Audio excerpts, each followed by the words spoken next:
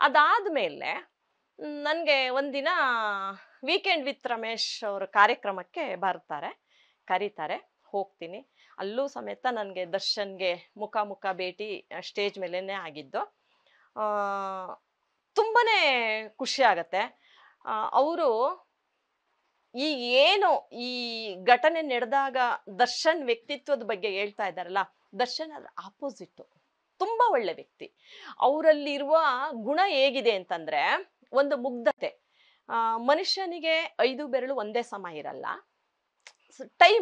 Time ಯಾವಾಗ ಮನುಷ್ಯನಿಗೆ ಒಂದು ಚೂರು ವ್ಯತ್ಯಾಸ ಆಗುತ್ತೋ ಅದಾದಾಗ ವ್ಯಕ್ತಿತ್ವಗಳು ಬದಲಾಗತ್ತೆ.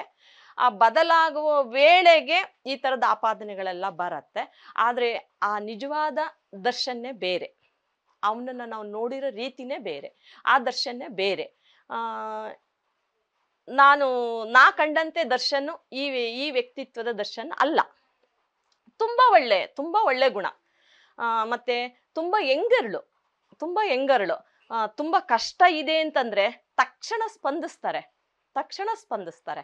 ಹಂಗಾಗಿ ದರ್ಶನ್ ಬಗ್ಗೆ ಮಾತಾಡ್ತಾ ಹೋದ್ರೆ ತುಂಬಾ ಇದೆ ವಿಷಯಗಳು. ಆದ್ರೆ ನನ್ನ ಒಡನಾಟದ ಜೊತೆಗಿನ ಬಾಂಧವ್ಯ ಈಗಿತ್ತು. ನಾನು ಪ್ರತಿ ವರ್ಷ ಹುಟ್ಟಿದಬ್ಬಕ್ಕೆ ಹೋಗ್ತಿದ್ದೆ. ಪ್ರತಿ ವರ್ಷ ಅಂದ್ರೆ ಈಗ ಒಂದು 8 ವರ್ಷದಿಂದ ಪ್ರತಿ ವರ್ಷ ಹುಟ್ಟಿದಬ್ಬಕ್ಕೆ ಹೋದ್ರೆ ನಾನು, ನನ್ನ ಮೈದ್ನ, ನನ್ನ ತಮ್ಮನ ಮಗ ಬರ್ತಿದ್ದ ಪುನೀತ ಅಂತ. ನಾವು 3 ಜನ ಹೋದ್ರೆ ನಮ್ಮ ಬಾಸಿಗೆ ಅನ್ನ ಹಾಕ್ದವ್ರು ರತ್ನಕ್ಕ, ಮೂಲಂಗಿ ಸಾಂಬಾರು, ಬದನೆಕಾಯಿ ಪಲ್ಯ ಅಂತ ಇಡೀ ಫ್ಯಾನ್ಸ್ಗಳು ಕೂಗ್ತಾ ಇರ್ತಿದ್ರು. ನನಗೆ ಅನ್ನಿಸ್ತು ಹೂವಿನಿಂದ ನಾರ್ ಸ್ವರ್ಗ ಸೇರ್ತು ಅಂತ. ದರ್ಶನ್ಗೆ ಅವತ್ತು ನಾನು ಊಟ ಹಾಕಿದ್ದು ಇವತ್ತು ಇಡೀ ನಮ್ಮ ಕರ್ನಾಟಕದ ಜನತೆ ನನ್ನನ್ನು ಎಲ್ಲೋದ್ರೂ ಗುರ್ತಿಸ್ತಾರೆ. ನಮ್ಮ ಬಾಸಿಗೆ ಅನ್ನ ಹಾಕ್ದವ್ರು, ದರ್ಶನ್ ಸರಿಗೆ ಊಟ ಹಾಕಿದವರು ಅಂತೇಳಿ ಗುರ್ತಿಸ್ತಾರೆ.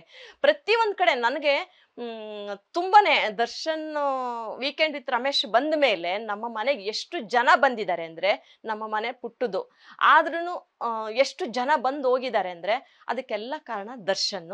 ಅಥವಾ ಅವರ ಈ 1 ವರ್ಷ ನೀನಾಸಮಲ್ಲಿ ಏನಿದ್ರು ಅವರು, ಆ 1 ವರ್ಷದ ಆ ಬಾಂಧವ್ಯನೇ ಅದಕ್ಕೆ ಕಾರಣ ಅಂತ ನಾನು ಅಂದ್ಕೊಂಡು ತುಂಬಾ ಖುಷಿ ಪಟ್ಟಿದ್ದೀನಿ. ನ್ಯೂಸ್ ಫಸ್ಟ್ ನಿರ್ಭೀತಿಯಿಂದ ನಿಮ್ಮ ಪರವಾಗಿ.